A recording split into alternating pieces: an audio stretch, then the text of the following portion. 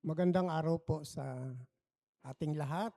Ah, Welcome po sa ating pananambahan na tayo po'y nagagalak, na tayo po'y naririto ayon pa rin sa kalooban ng Diyos at sa biyaya ng ating Panginoon.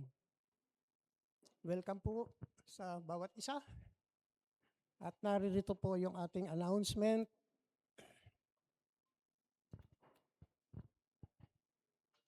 Inaanyayahan po ang lahat na dumalo sa ating sunrise service sa susunod na linggo, alas 6 ng umaga, dito po sa ating simbahan. At ikalawa po na announcement, inaanyayahan po ang bawat isa na sumama sa ating church family retreat, isang pagkakataon upang magpahinga, makihalubilo, at lumago sa pananampalataya. Ito po ay gaganapin sa April 18 hanggang 19 sa Paraiso Hills Resort, dito po sa Hala-Hala, Rizal. Ang registration fee po ay 1,000 at 150 piso bawat isa. Tagalog na Tagalog po. At ang ikatlo po, kami po ay naghahanap ng mga volunteers para sa ating social media team. Bukas po ito sa mga may kaalaman sa content creation, video editing at photography. Maaari po ninyong lapitan si Deacon Jess para sa karagdagang detalye. Ikaapat po, marami rin po ang naghahanap ng mga nais maging bahagi ng iba't ibang ministries. Kung kayo po ay nais maglingkod, maaari po ninyong lapitan si Pastor Jan. At sa huling announcement, inaanyayahan po namin ang lahat na i-follow ang Christ Our Refuge Community of Faith sa Instagram upang manatiling updated sa ating mga announcement. Maraming salamat po. Agpatpalain tayong lahat ng Panginoon. Mga kapatid, handa po natin ang ating sarili as we come before the Lord para po sa ating scripture reading. Matatagpuan po sa Psalm 95, verse 1 to 6. Sabay-sabay po nating basahin. O come, let us sing to the Lord. Let us make a joyful noise to the rock of our salvation. Let us come into His presence with thanksgiving. Let us make a joyful noise to Him with songs of praise. For the Lord is great God and a great King above all gods. In His hands are the depths of the earth. The heights of the mountains are His also. The sea is His, for He made it, and His hands formed the dry land. O come, let us worship and bow down. Let us kneel before the Lord, our Maker. Tayo po'y manalangin. Dakilang Diyos, kami po'y nagpupuri at nagpapasalamat sa umagang ito. Muli kami ay tinipon po ninyo upang kami ay sumamba at magpuri sa iyong pangalan. At nawa Panginoon, ito'y maging katanggap-tanggap sa iyong banal na presensya. At ito po'y maging kalugod-lugod din po sa aming mga puso, sa aming damdamin, dahil ikaw po, Panginoon, ang aming kasama sa kasalukuyan. Ingatan po ninyo yung mga kapatid namin na dadako pa sa lugar na ito, Panginoon. At pangunahan po ninyo itong aming pananambahan na ito. Maraming salamat po sa pangalan ni Jesus. Amen. Magandang umaga po ulit sa inyong lahat. Alright, so as we begin our worship today, mamaya po sa ating sermon, we will be reminded about Romans chapter 1, verses 2 to 5, that the gospel was promised a long ago and fulfilled in Jesus Christ and now proclaimed. He was proclaimed to all the nations. So si Jesus ay hindi lang tagapagturo. He is the Son of God, declared with power. At dahil po sa Kanya, we have received the greatest gift na galing po sa Kanya, and that is the grace of our Lord Jesus Christ. And so today, as we worship in response, ito pong mga hymn na kakantahin po natin, maybe most of you are familiar with this hymn, but if you are not familiar with this, please join with us. Join with us. So in Romans chapter 1, verse 1 to verse 4, Jesus is declared to be the Son of God with power. So the first hymn that we are going to sing is All Hail the Power of Jesus' Name. So let us recognize His authority, that His name is above every name, worthy of all honor and praise. So let us all stand and let's sing, All Hail the Power of Jesus' Name. Let's sing this with declaration and coronation.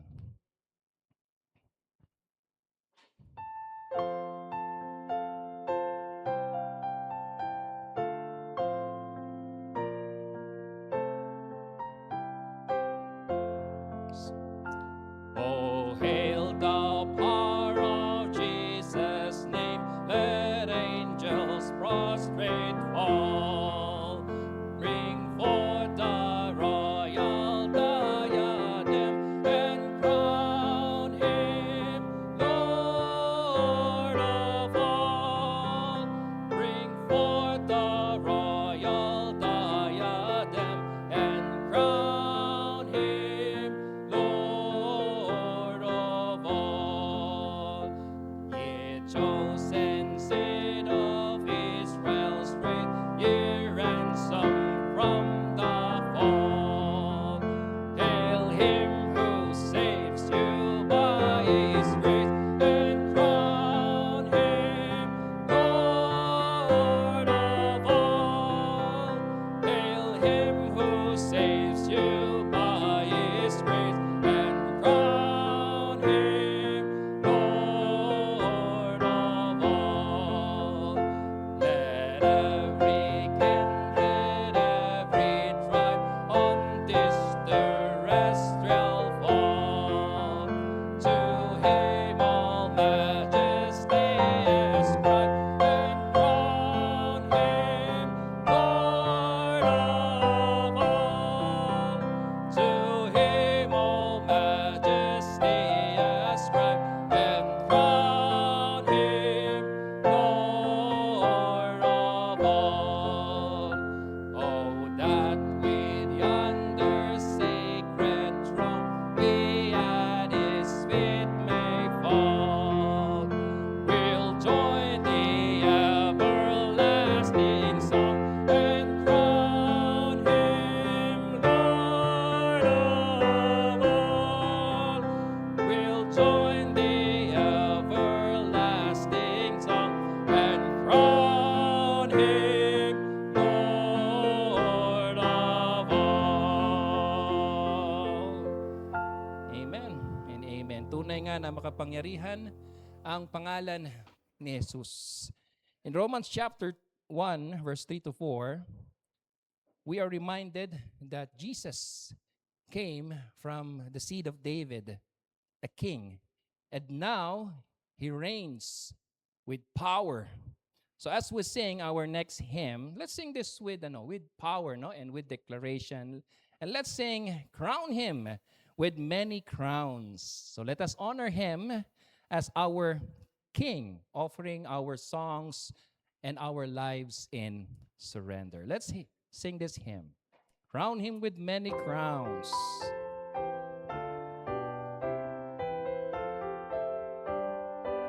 Ready? Crown Him with many crowns, the Lamb upon His throne. Hark how they humbly anthem drowns, all music on its own. Awake my soul and sing of Him who died for thee, and hail Him as thy matchless King through all eternity. Second Second stanza. Crown him the Son of God before the worlds began.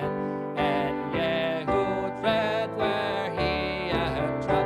Crown him the Son of Man, who every grief had known, that rings the and takes and bears them for his own. The on in him may rest. Third stanza. Crown him the Lord of life, who triumphed of the grave. He rose victorious in the strife for those he came to save. His who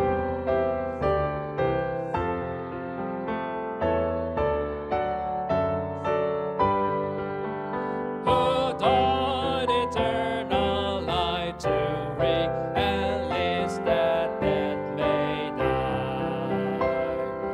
Crown him the Lord of love. Behold the hands and side.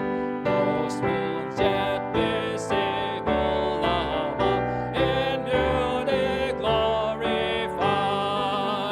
All hail, Redeemer, hail, for thou hast died for me.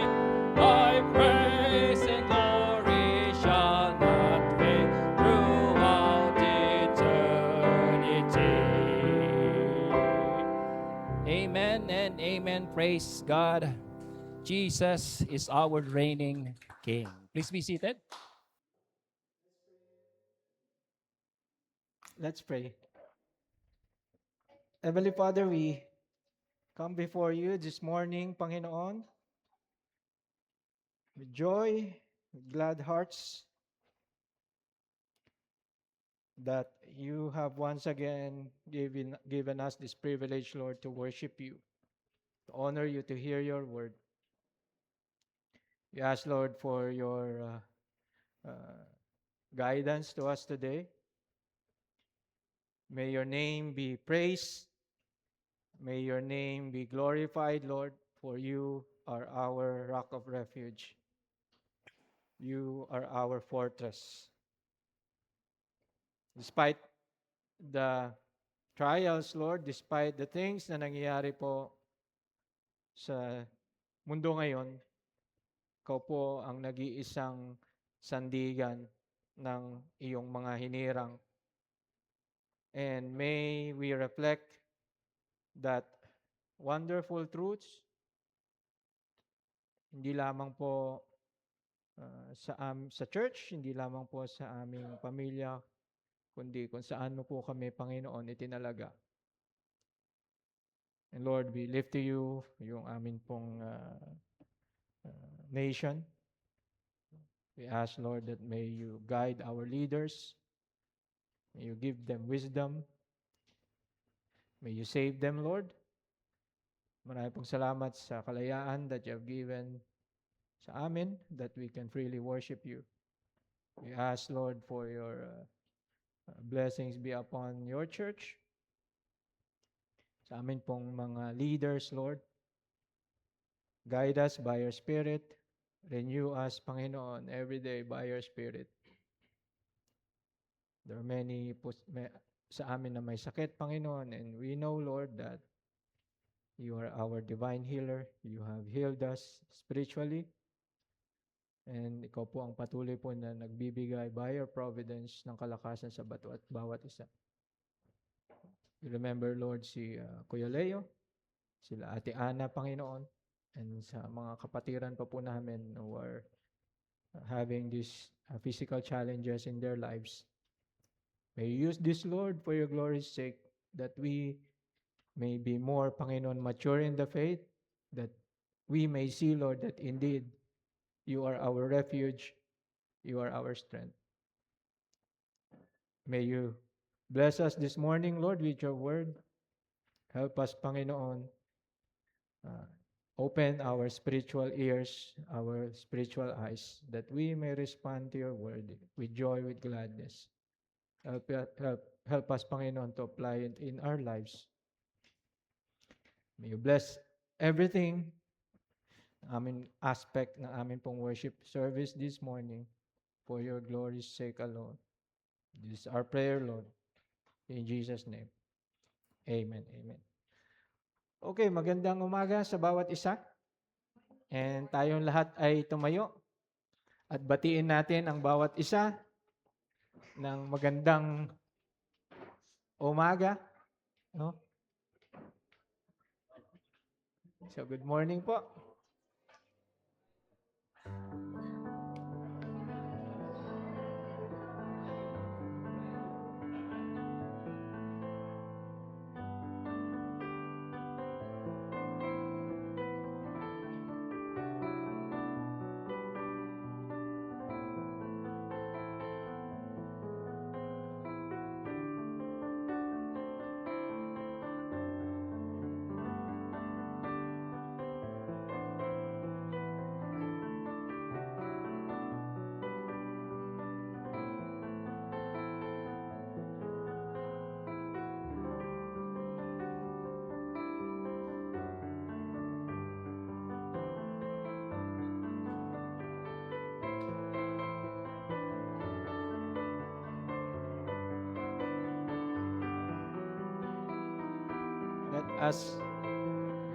Let us remain standing po as we read yung ating passage this morning. Pag-aaralan po natin is Romans chapter 1 verses 2 to 5. And we'll talk about what the gospel truly is. So let's read, no? Which he promised beforehand through his prophets in the Holy Scriptures concerning his Son, was born of the seed of David according to the flesh, who was designated as the Son of God in power, according to the Spirit of holiness by the resurrection from the dead. Jesus Christ our Lord, through whom we receive grace and apostleship for the obedience of faith among all the Gentiles for the sake of His name. Mga kapatid, this is the word of the Lord. Maaari na po kayo makaupo. So, good morning ulit. And Romans chapter 1 verses 2 to 5. So kung meron man isang word na commonly used in Christian circles, most probably ito yung word na gospel. Makita natin ito sa mga worship songs, sa preachings. We print it sa mga mugs, sa shirts, sa banners. Minsan, ina-hashtag natin. Hashtag gospel at CoreCF. And we even name churches na may word na gospel. But although yung word na gospel is familiar sa atin, hindi ito nag-guarantee na naintindihan na natin ito. Minsan, yung familiarity ng word na ito can be dangerous kasi minsan yung mga most familiar words na alam natin, kadalasan, iyon yung least understood. May isang pastor, sabi niya, one of the most dangerous spiritual conditions is familiar ignorance. That is, to use the right words but attach the wrong meanings. And that is true, mga kapatid. No? Kasi if you will ask someone who claims to be a believer kung ano yung gospel, you may get answers like na ganito, ay, gospel? God loves you and have a wonderful plan for you. Ay, gospel, alam ko yan, Jesus died for you. Oh, gospel, alam ko yan, be a good person. Or go to church. Gospel, alam ko yan, bro. Good news. Maybe some of those are partially right. And somehow, they are connected to the gospel, but yung mga definitions na iyon are incomplete. None of them fully define the gospel. And pag naintindihan natin yung gospel biblically, makikita natin that yung gospel, mga kapatid, is not just an advice for living or a guide for self-improvement. It is not even mainly an invitation. The gospel is something much bigger. And para kay Pablo, it is an announcement from God Himself. It is a declaration of what God has already accomplished in history through Jesus Christ. At because it is already has been done, it changes everything completely forever. Ginamit ni Pablo yung word na euangelion, which literally means God's good news. Ngayon, sa Greco-Roman world, yung euangelion is usually associated siya sa mga royal announcement ng mga hari. Meron bagong hari na nag-ascend sa throne. Oy, good news, euangelion. Nanalo yung king sa battle. Oy, good news, euangelion. Merong bagong decree yung king. Good news, kasi baka may ayuda. So when Paul used the same word, euangelion, yung kanyang mga readers would have immediately recognized it. And si Pablo was doing something bold here. He was essentially saying na yung good news ng hari is not the real good news. The true gospel is not about Caesar. The true gospel is about Christ. The true good news is hindi galing sa emperor. The true good news comes from God. The true good news comes from the King of Kings, and I am His slave, His messenger, na sinet apart ng Diyos to proclaim His gospel. Dito pa lang sa greetings ni Pablo, may kita natin na jump pack na ito ng gospel truths. Yung greetings ni Pablo is makikita natin dito sa unang 7 verses ng Romans, sa English translation natin, which actually in the original language, isa lang sentence. Yung greetings is part also of his introduction, which is yung first 17 verses ng chapter 1.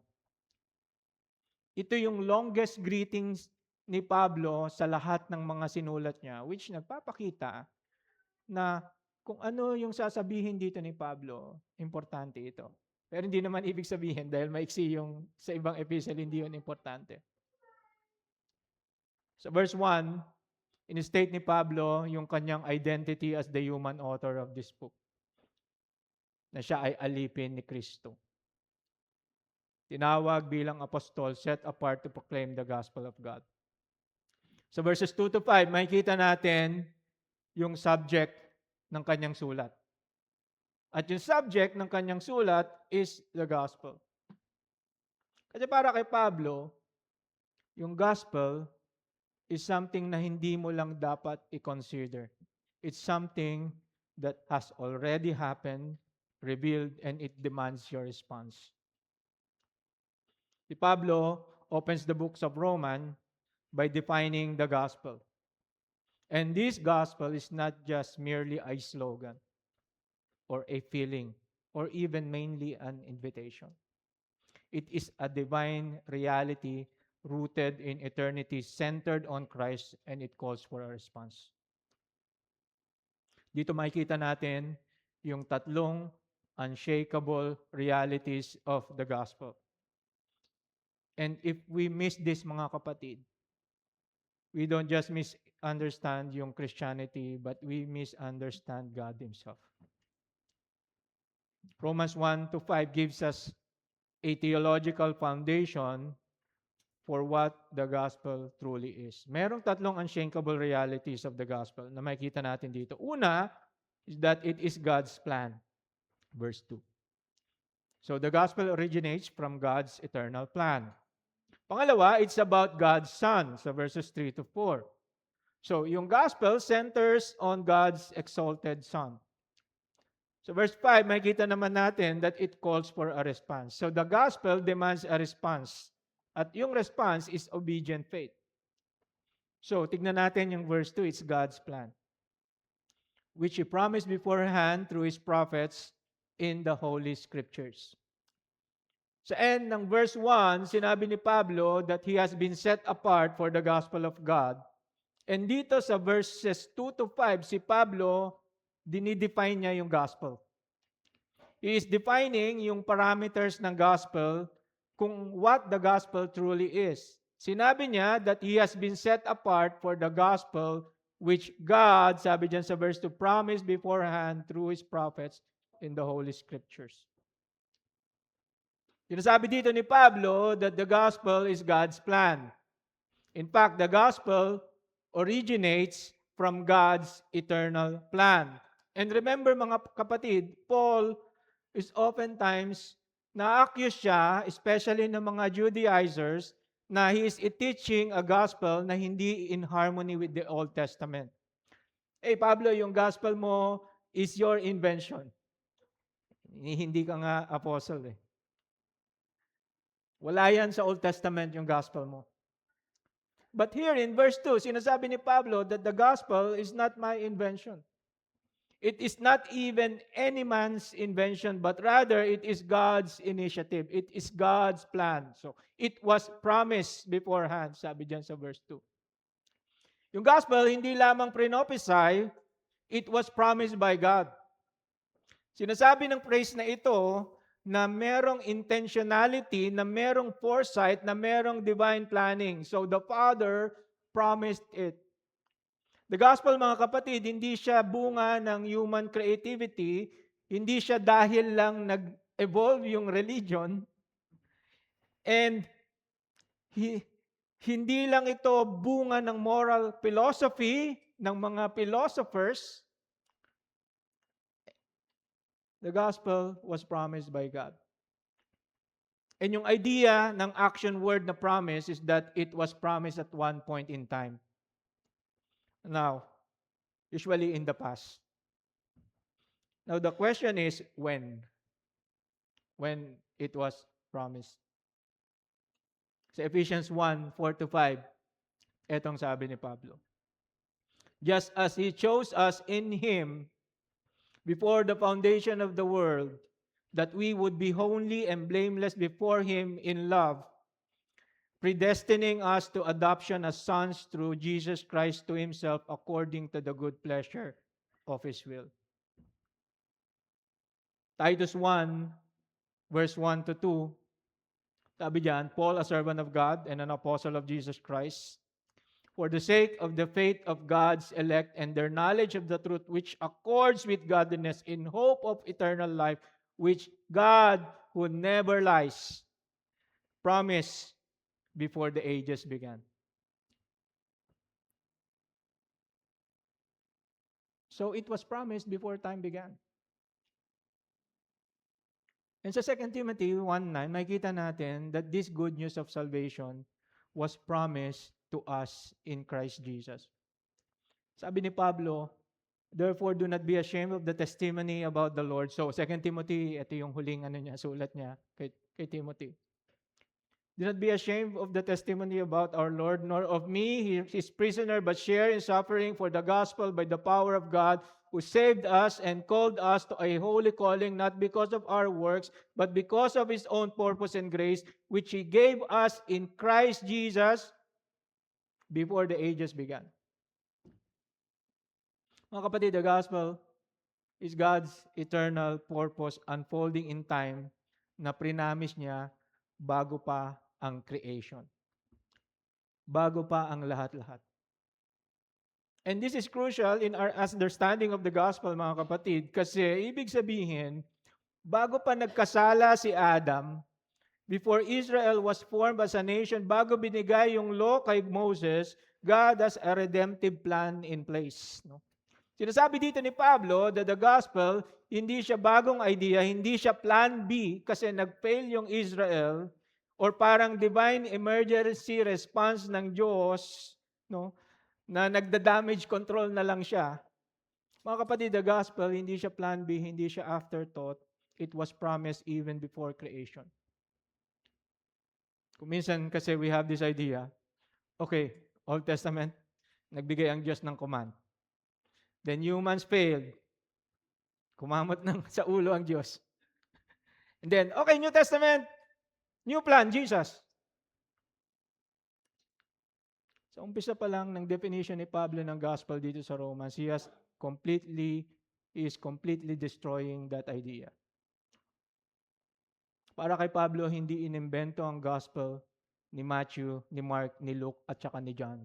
Mas lalo na hindi inibento ni Pablo, even though yung mga biblical scholars, naniniwala sila na mas naunang nagsulat si Pablo sa mga gospel writers. The gospel originates from God's eternal plan.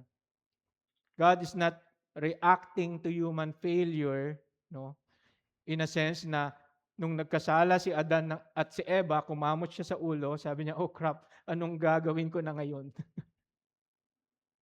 Ang Panginoon, through His Word, is revealing to us kung ano yung plinano niya all along. In essence, sinasabi ng Lord sa atin, I already knew this would happen and I already have a solution. I already have a plan.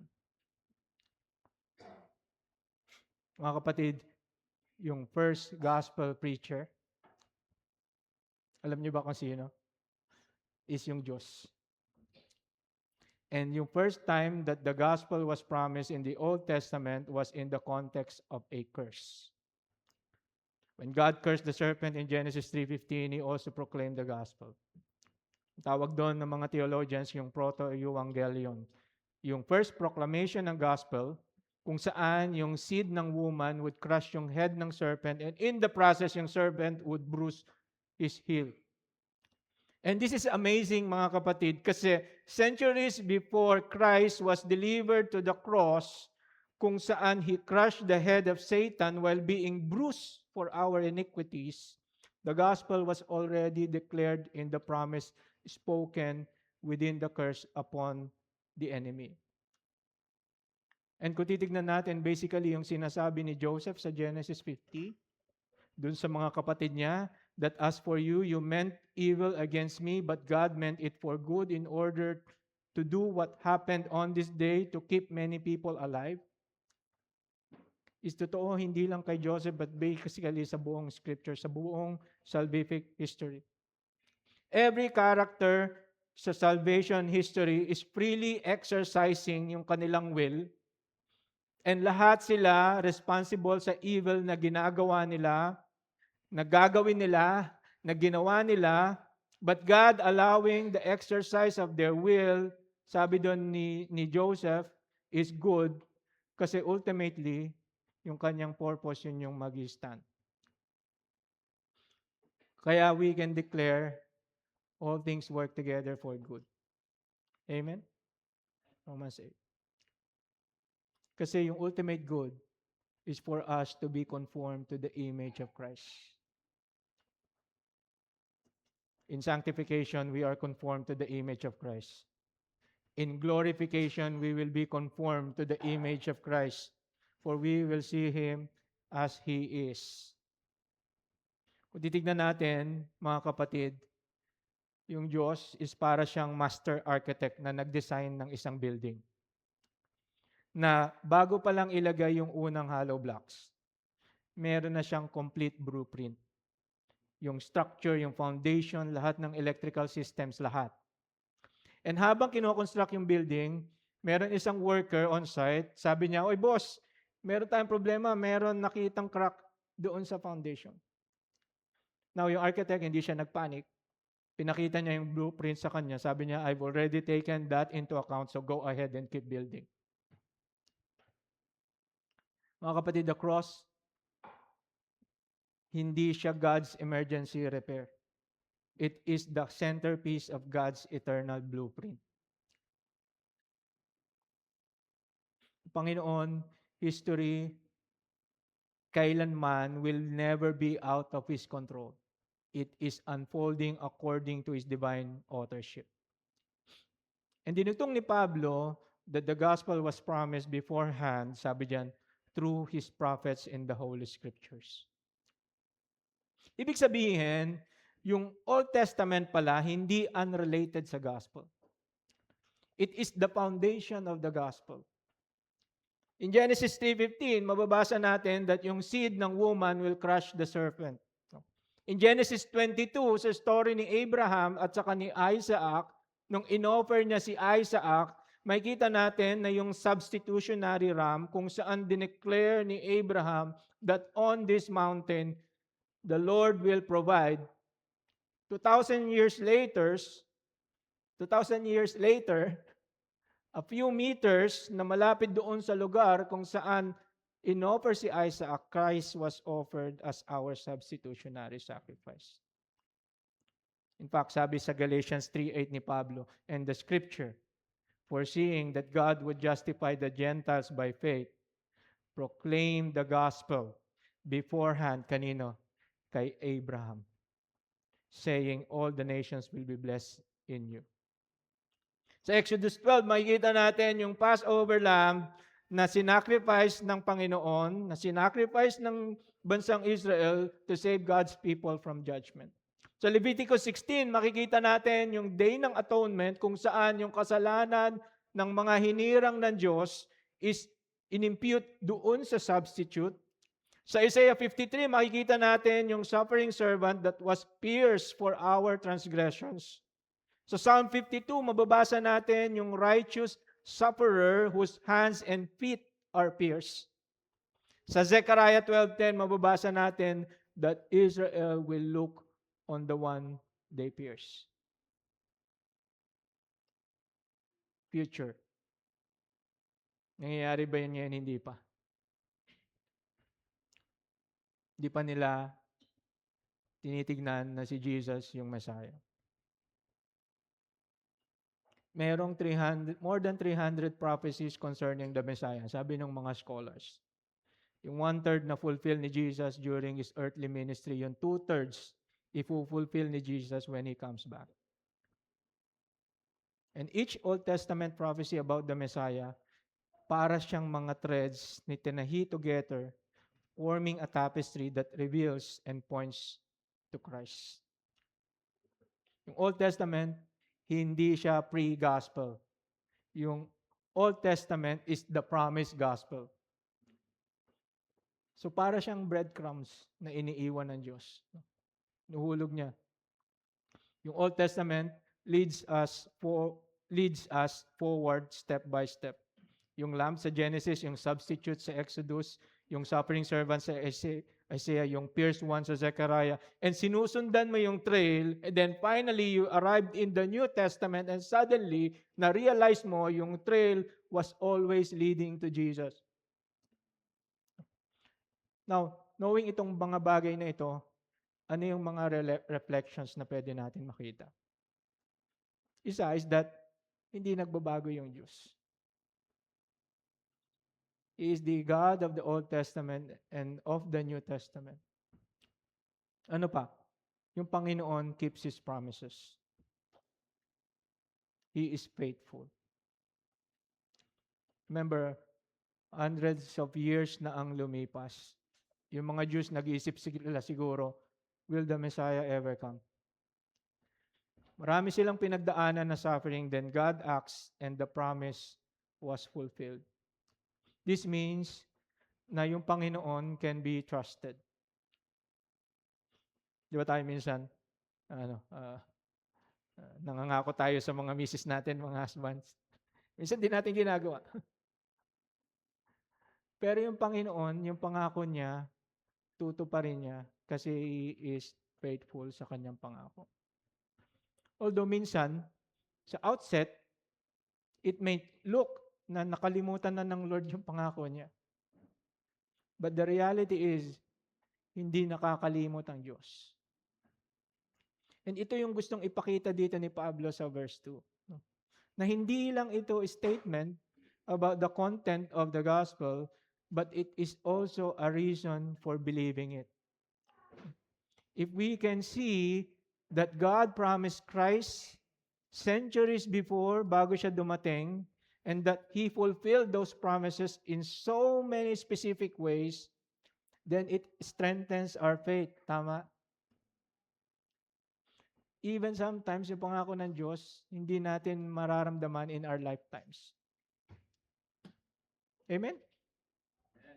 So, if the gospel is God's eternal plan, then the next question is, ito ay crucial in our understanding what the gospel is, and that is, who exactly is at the center of that plan?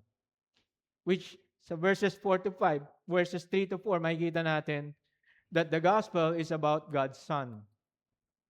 Sabi diyan, concerning His Son, was born of the seed of David according to the flesh, who was designated as the Son of God in power according to the Spirit of holiness by the resurrection from the dead, Jesus Christ our Lord. So, dinugtong ni Pablo that the gospel that is from God and about God is centered on His Son. And this Son, siya yung nag-fulfill kung ano yung pinangako ng Panginoon. I-notice natin carefully yung word na sabi diyan sa verse 3 concerning His Son. Kasi dapat natin maintindihan mga kapatid that yung essence ng gospel is si Jesus Christ. Hindi yung success natin. Hindi yung self-worth natin. At the center of the gospel is hindi siya idea, hindi siya philosophy. It is not even merely forgiveness. At the center of the gospel is a person. And as sabi dito ni Pablo, that person is Jesus Christ our Lord, the Son of God. This is what separates Christianity from every other worldview, mga kapatid. Kasi yung ibang worldview o religion, sinasabi nila, ito yung kailangan mong gawin. But the good news of Christ, sinasabi niya, here is what God has done in His Son. The essence of the gospel is yung triune work ng Panginoon in salvation, and ni-reveal niya sa atin that yung triune work na yon, yung person na yon, ni-reveal sa atin kay Jesus Christ, sa person and work ni Jesus Christ. Nakakalungkot sa evangelicalism today kasi marami who claims to be preacher of the gospel pero dinidistort yung gospel. Para sa kanila, the gospel is self-centered, hindi Christ-centered. Well, the gospel is God will improve your life. Well, the gospel is maging healthy ka and maging wealthy ka. The gospel is i-fix niya yung self-esteem mo. I-boost niya yung self-esteem mo. And ang napoproduce nitong maling gospel na ito is mga false converts. Kasi ang gospel na preach nila sa kanila, na tinanggap nila, is a gospel na nakasentro sa sarili nila at hindi nakasentro kay Jesus. Kaya pag nawala na yung spotlight doon sa sarili nila, sasabihin nila, ayaw ko na ng gospel na yan. Wala pala yan magagawa to improve my life. Mga kapatid, para kay Pablo, the gospel is Christ. It centers around Christ. And kung hindi, para siyang isang bahay na tinayo sa maling center of gravity, yung foundation. And it will just be a matter of time na magko-collapse yung buong bahay. If Jesus, hindi siya yung center ng gospel na pinipreach natin, then everything collapses into self-help religion. Dito sa dalawang verses na ito, sa verses 3 at saka 4, in-emphasize ni Pablo yung humanity at saka yung divinity ni Jesus. Or yung dalawang stages sa ministry ni Jesus na pwede nating tawagin yung kanyang pre-resurrection and yung kanyang post-resurrection. Itong verses na ito are often understood as coming from an earlier hymn. So itong verses pala na ito, ginagamit nila common sa mga believers that time as a hymn. So pre-Paul na katotohanan itong verses 3 to 4. And to tell you honestly, medyo challenging itong verses 3 to 4 na pag-aralan. And siguro ito yung sinasabi ni Pedro sa 2 Peter 3:16 na yung mga sinulat ni Pablo contain some things that are hard to understand, which ignorant and unstable people distort as they do the other scriptures to their own destruction. And that is true. Kasi understanding yung divinity at saka yung humanity ni Jesus is foundational in understanding the gospel.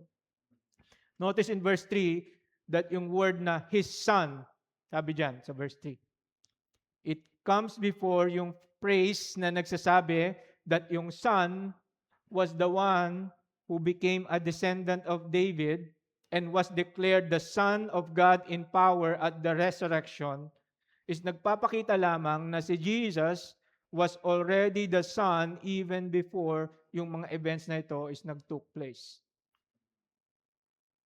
So hindi lamang hina-highlight dito yung divinity ni Jesus, that He was eternally with the Father, pinapakita rin dito that the Son existed as the Son of God, as the second person of the Trinity before He became man.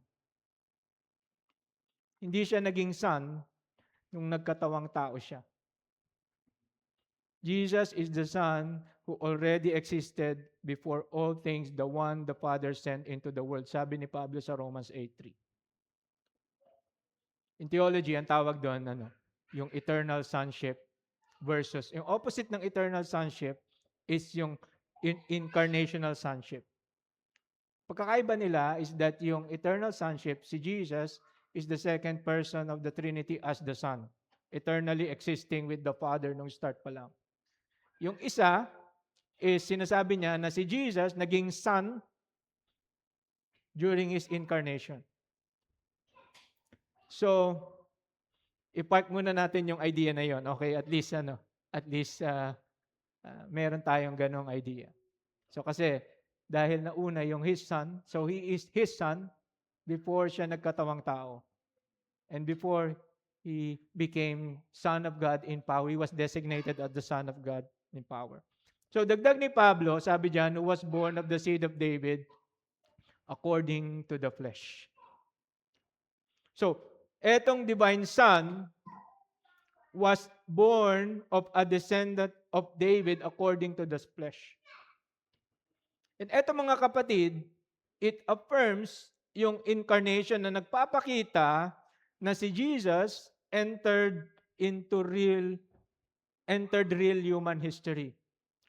So, hindi lang siya myth or legend.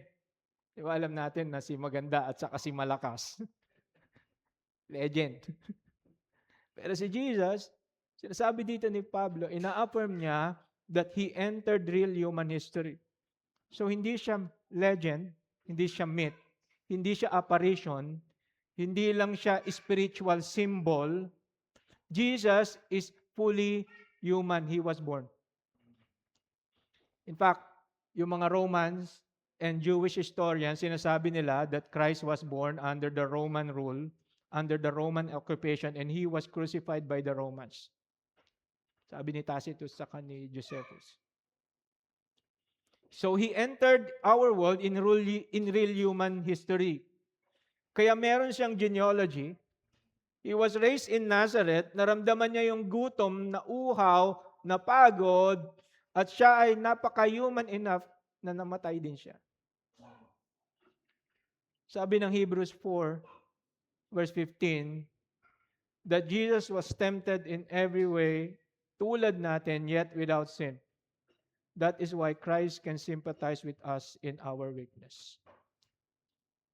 Yung mission that Jesus came to accomplish required more than just appearing. It required to truly take on human nature. Yung kanyang 100% na divinity, dinagdagan niya ng 100% na humanity. So si Jesus is 200% God, man. Wala namang ganun. So, the Father, hindi siya namili ng tao and then ginawa niyang kanyang anak. Ang ginawa ng Diyos Ama is that He chose to send His eternal one and only unique Son, and He made Him man. And ang Panginoon, hindi niya tayo niligtas from a distance. He came near and He dwelt among us. So mga kapatid, yung isang tao na nalulunod, hindi niya kailangan ng instruction na sinisigaw dun sa shore para, iligtas mo yung sarili mo. Kailangan niya ng isang tao na willing na tumalon doon and to rescue him. Si Jesus didn't remain silent at a distance, shouting moral advice from heaven. Ito yung kailangan nyong gawin para masave kayo. The divine Son stepped into humanity, entered the depths of human suffering by dying on the cross in our place. Ayun yung wonder ng gospel. Makita din natin dito that this God-man was born in the line of King David. Now, ang tanong, bakit nagmamatter yon? Bakit kailangan na part ng gospel na si Jesus, yung Messiah, is nasa line ni David? Bakit siya good news? Kasi lahat ng pangako ng Diyos sa Old Testament, nakatali dito. No?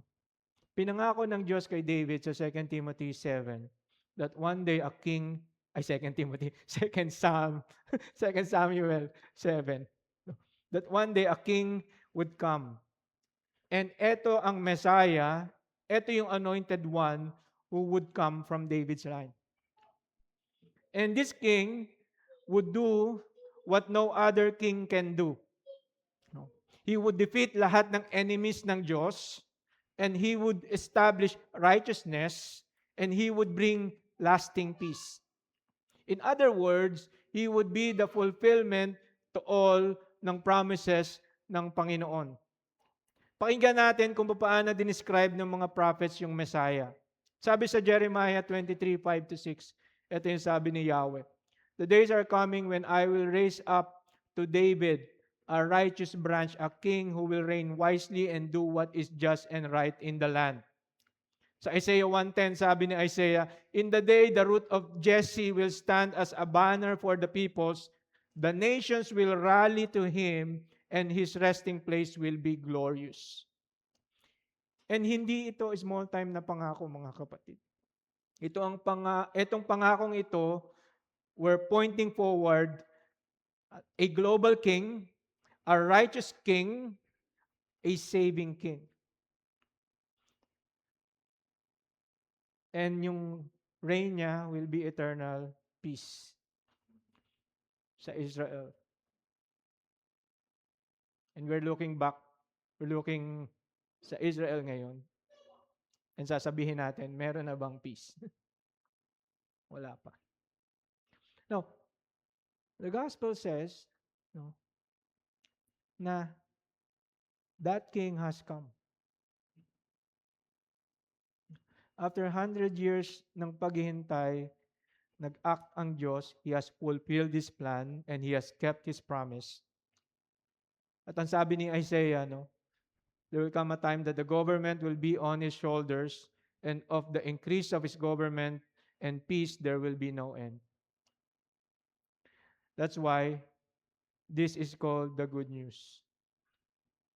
Because when Jesus came, no, hindi lang siya dumating as a teacher, as a miracle worker. He came as the promised son of David. He came as the true king. And that is exactly how Jesus preached it. As it was written in the gospel, sabi niya, the time is fulfilled, the kingdom of God is at hand, repent and believe in the gospel. Sinasabi dito ni Jesus that the king has arrived, the kingdom has begun, and what kind of kingdom does He bring? Sabi sa Isaiah 51:11, the ransomed of the Lord will return, everlasting joy will crown their heads. Gladness and joy will overtake them, and sorrow and sighing will flee away. Sabi niya, time will come that the ransom of the Lord will return. Everlasting joy will crown their heads. Gladness and joy will overtake them, and sorrow and sighing will flee away. Sabi ni Isaiah. Ayun yung heart ng gospel. The heart of the gospel is yung promised king. At dumating na siya. Dumating na siya 2,000 years ago. Kasi minsan, di ba, nagre-reklamo tayo sa gobyerno. And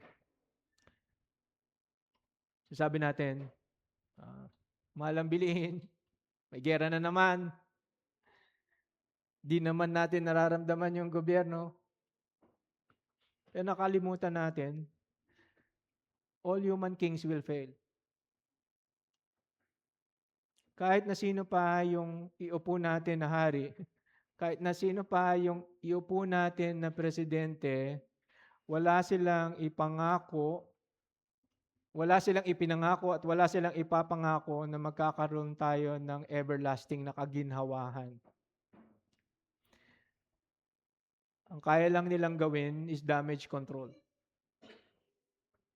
Pero meron isang king na babalik and magte-take away ng lahat ng ating sorrow, ng lahat ng ating pains, and pag dumating na siya, there will be everlasting gladness and joy. Huwag natin yung kalimutan. Kasi we are just pilgrims here. Dumadaan lang tayo. We are still waiting for the King who will establish His kingdom, yung kanyang eternal reign. Now, dito sa verse 4, kinontinue ni Pablo na itong Davidic king na ito, sabi dyan, was designated as the Son of God in power according to the Spirit of holiness by the resurrection from the dead, Jesus Christ our Lord. So, meron isang theologian ang sabi niya that si Pablo in verse 4 adds something that is both devastating and exhilarating at the same time. Ngayon, bakit siya devastating? Sabi ng theologian na yun. Kasi for most Jewish people, nung time ni Pablo, ang ini-expect nila na Messiah, yung Messiah would come in strength and in glory. So, i-overthrow niya yung mga oppressive rulers, especially yung Rome. He will establish an earthly kingdom sa Jerusalem and He would live forever triumphant with His people. And yung sinasabi ni Pablo dito sa verse 4, it's somewhat shocking para sa kanila. Kasi yung Son of God died. He died.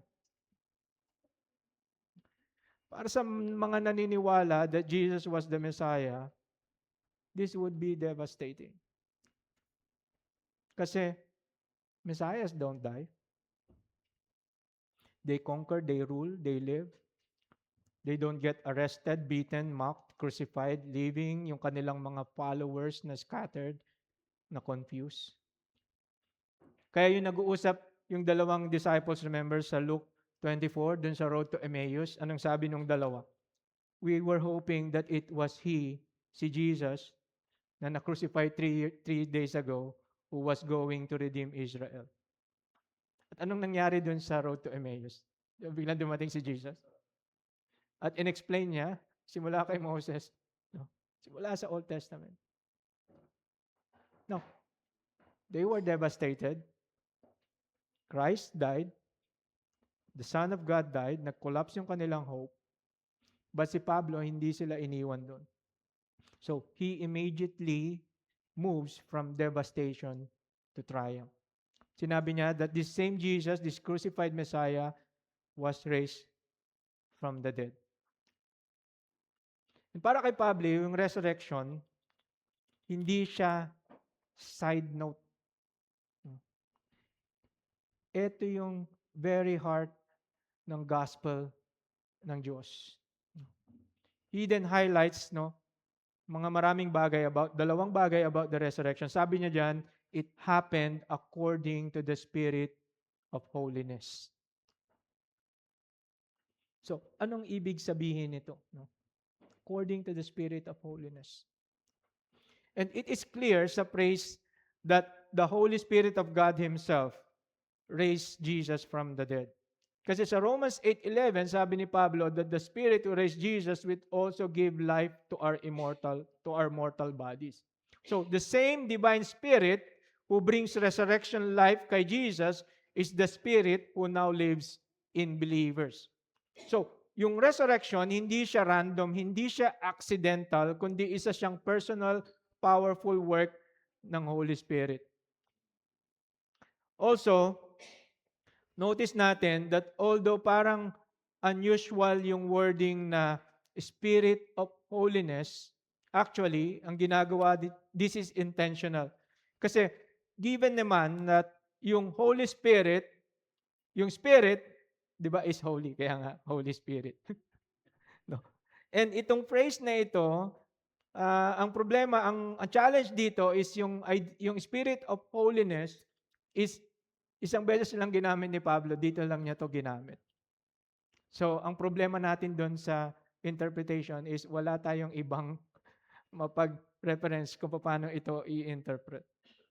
But ito yung pwedeng possible na interpretation, na explanation. Sa ancient world, dealing with death was considered na unclean territory. So death was defiling, and it was associated with impurity, with darkness, with what is cut off from life. That is why yung Israel was warned against yung sorcery, divination, and communicating with the dead, katulad sa 1 Samuel 28, dun sa account ni Saul at saka yung winch of Endor. So, communicating with the dead was forbidden ground. So, imagine how shocking it would be to say that a man who was executed, buried, and truly dead has now been raised. Talaga? So, isipin nyo na idea yung parang zombie or Frankenstein.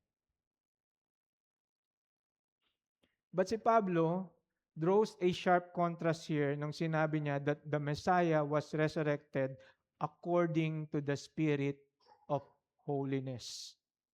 So, ibig sabihin, sinasabi niya that yung resurrection, hindi siya dark power. Hindi siya unclean manipulation of death. Hindi siya defilement. This is the spirit of holiness at work. The Holy Spirit of God, who is pure, who is clean, who is righteous, siya yung nagbigay buhay kay Jesus. So the resurrection, hindi siya unholy intrusion unto death. It is holy victory over death. And then si Pablo says something here na mas more explosive. Sinabi niya that through His resurrection, Jesus was declared the Son of God with power. Remember sa verse 3? Diba sabi ko, i-park muna natin. Jesus is the Son of God. But here, in relation to His resurrection, Jesus was declared the Son of God with power. Yung key phrase dyan is yung idea ng with power.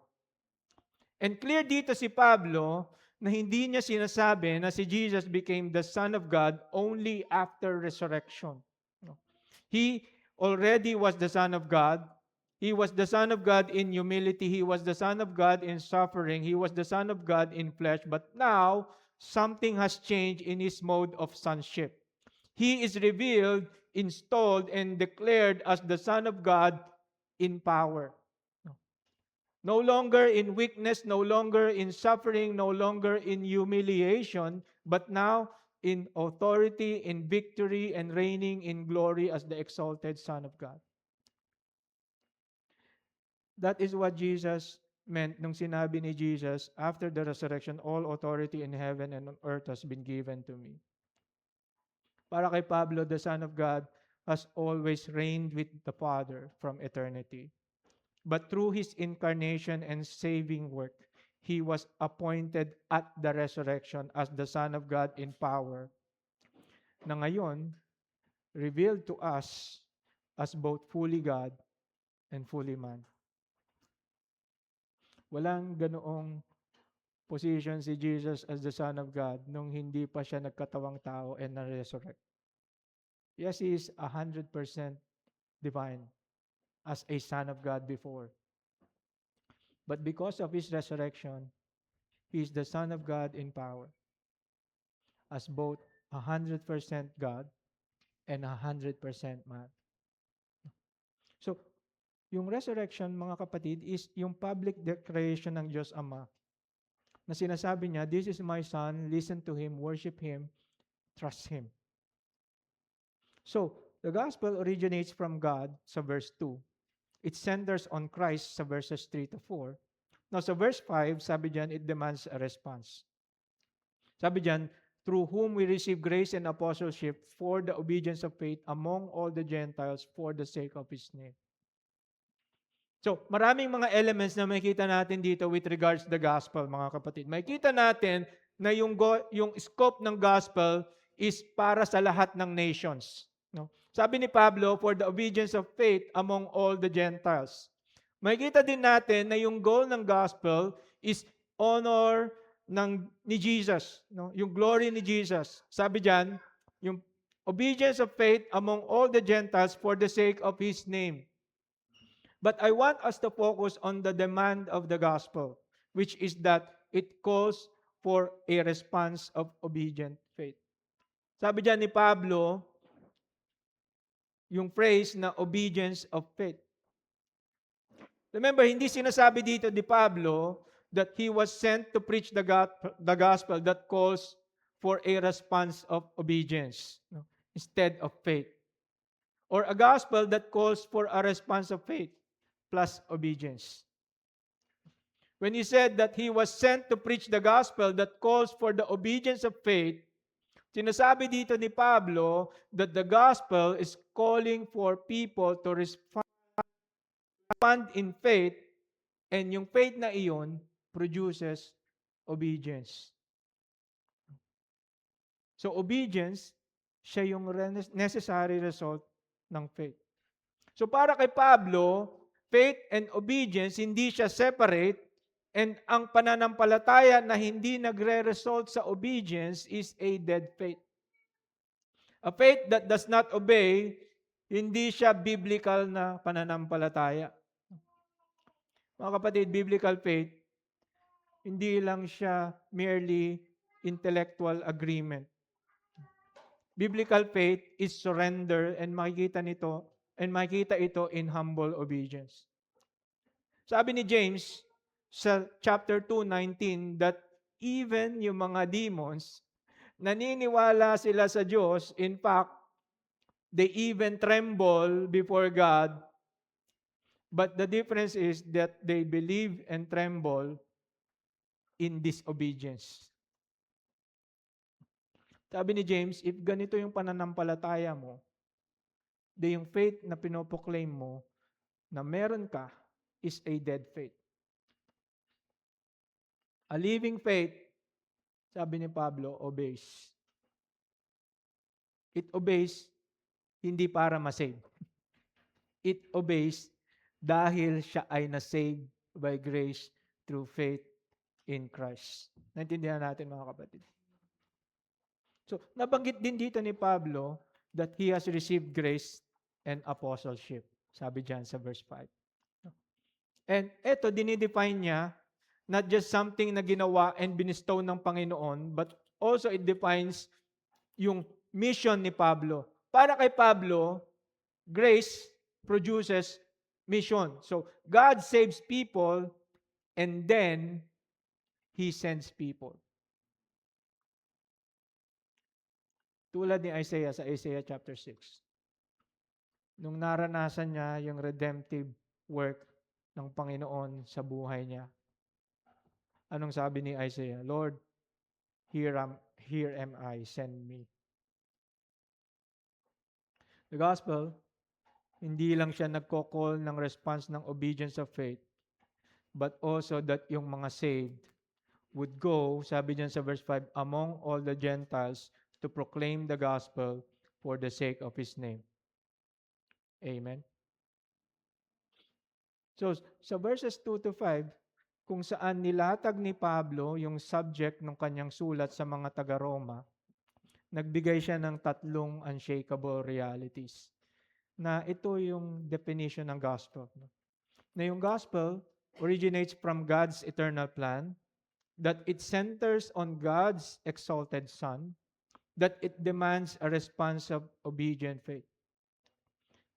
Mga kapatid, the gospel, hindi siya primarily what must I do for God, but rather what God has already done in Christ for wretched sinners na katulad nating lahat.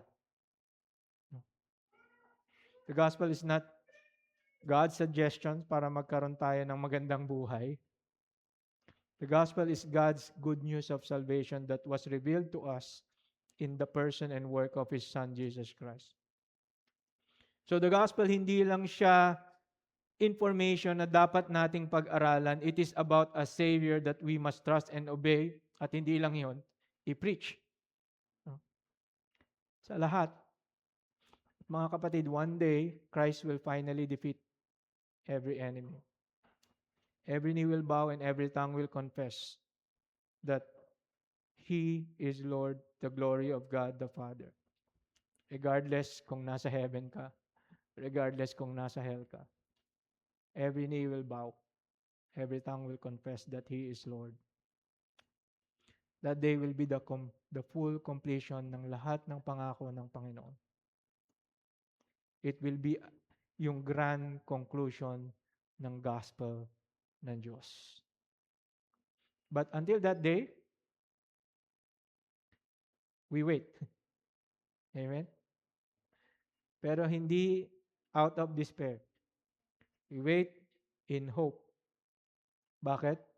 Because the God who promised salvation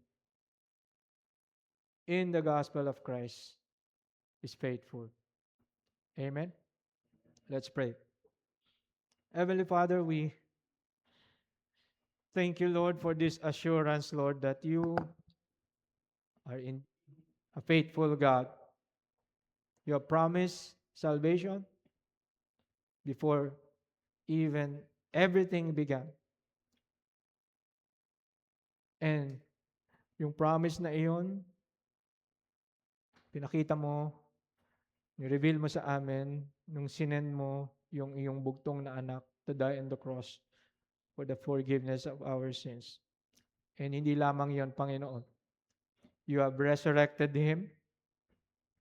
The power of the triune God at work in resurrection.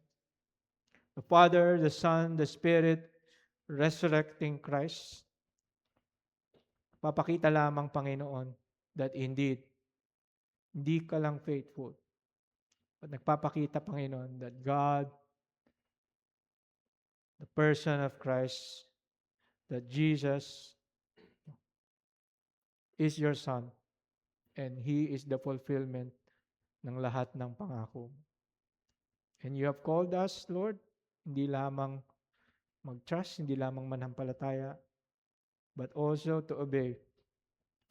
And help us as a church, help us, Lord, as a community of faith, na hindi lamang po manampalataya, but to proclaim your word faithfully in our lives, in our families, sa amin pong workplaces, sa amin pong mga schools, sa amin pong community.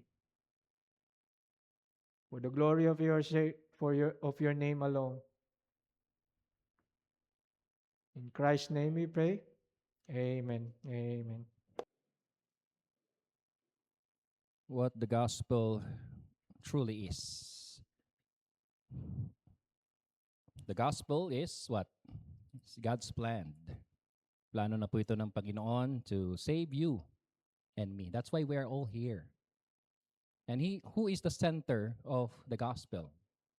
His Son, the Lord Jesus Christ. Then after we receive the gospel, the message, the good news, what should be our response? What should be our response? In verse 5 it says, we are called to what? To bring the message of Christ to all nations. So hindi lamang po tayo narito para maupo lang po dyan. Tayo po ay iniligtas at tinawag ng Panginoong Diyos to proclaim and declare. Lalo na po sa panahon ngayon, napakagulo na. We have to proclaim the Lord Jesus Christ to all nations.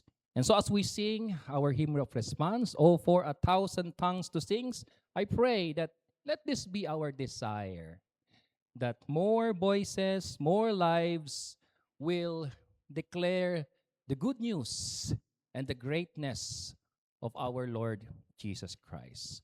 So let's sing this hymn, oh, for 1,000 tongues to sing.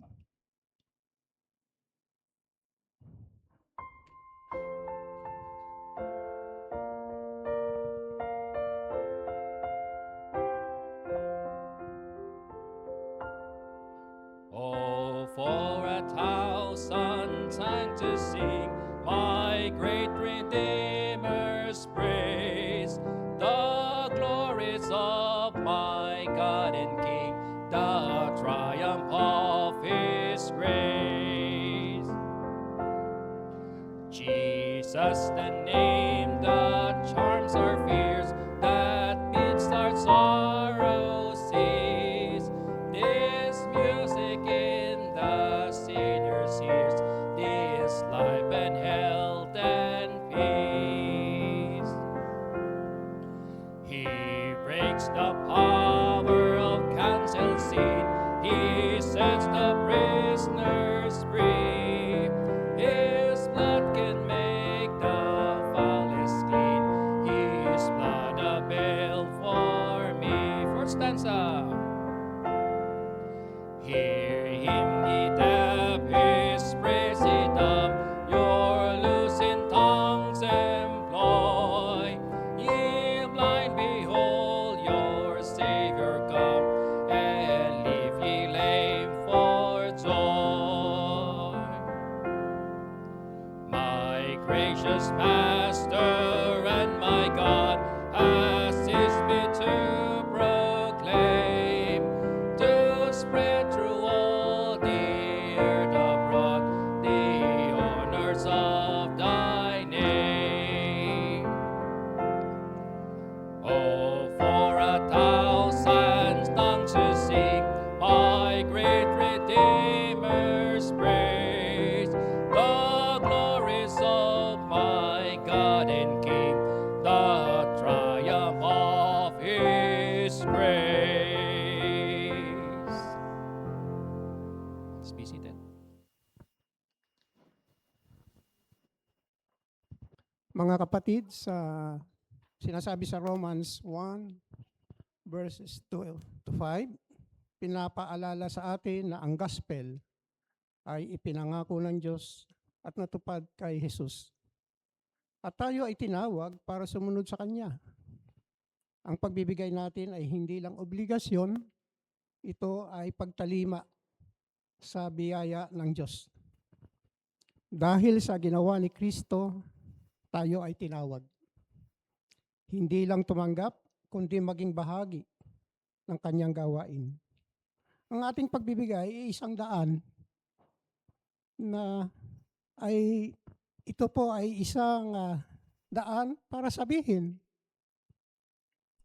Panginoon, ako ay nagtitiwala sa iyo. Panginoon, pinupuri kita. Panginoon, gamitin mo ako para sa iyong layunin. Tayo po'y manalangin. Dakilang Ama, kami po'y lubos na nagpapasalamat sa iyo dahil kami, Panginoon, sa kabila ng aming karumihan, ay inihayag po ninyo sa amin ang iyong mabuting balita na ikaw ay nagdusa para sa aming mga kasalanan at nilinis po ninyo kami ng iyong banal na dugo. Kaya nga po, Panginoon, lubos ang aming pasasalamat dahil hinirang po ninyo kami. At kami ay tumatalima, Panginoon, sa biyaya na ipinagkaloob po ninyo sa amin na magiging kabahagi ng iyong kaharian.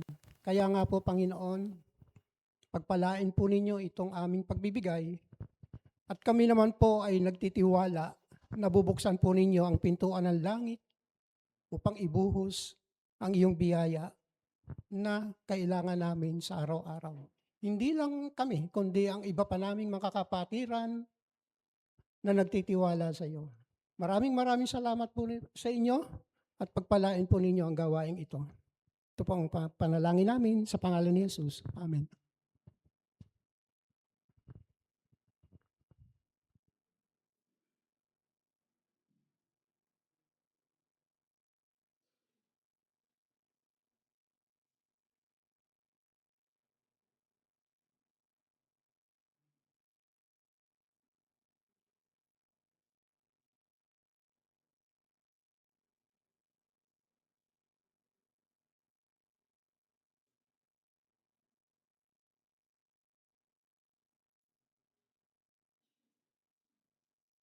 Let's all stand, no? As we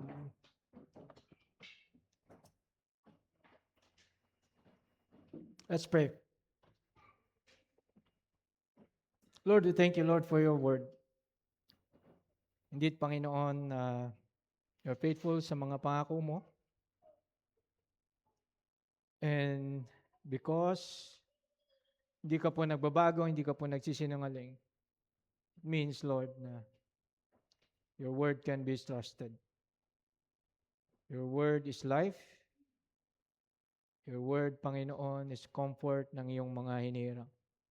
And our prayer, Lord, despite, Panginoon, ng kaguluhan ng buong mundo, may we rest on the gospel, Lord, where you will come back and sa inyong pagdating, Panginoon, you will gather your people together, you establish your eternal kingdom, and you will reign, Panginoon. But as we wait, Lord, help us endure. Help us, Panginoon, be sober sa lahat ng amin pong mga judgment. Help us, Lord, to be hopeful. And now to him who is able to keep you from stumbling and to make you stand in the presence of his glory, blameless with great joy. To the only God, our Savior, through Jesus Christ our Lord, be glory, might, majesty, might, and authority before all time, and now and forever. Amen. In the name of the Father, the Son, and the Holy Spirit. Amen. Please remain standing as we sing our closing hymn, Crown Him with Many Crowns.